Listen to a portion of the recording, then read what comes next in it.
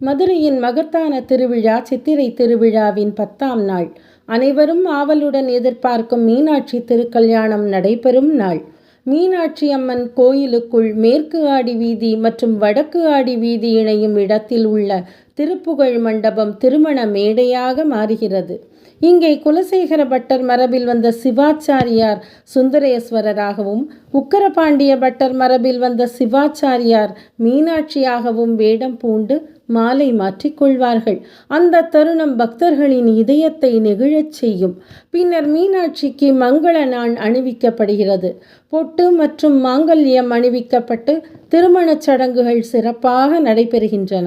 இந்த திருக்கல்யாணத்தில் கலந்து கொள்ளும் பக்தர்கள் பட்டு துணிகள், பணம், காணிக்கைகள் அளித்து தெய்வ அருளை பெறுகின்றனர்.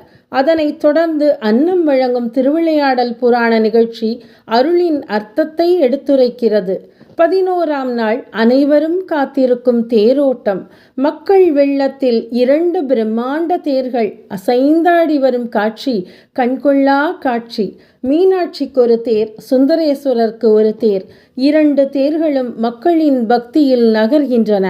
ராணி மங்கம்மாளின் பேரன் விஜயரங்க சொக்கநாத நாயக்கர் உருவாக்கப்பட்ட இந்த தேர் 200 ஆண்டுகளை கடந்த பாரம்பரியத்தை தாங்கி நிற்கின்றன.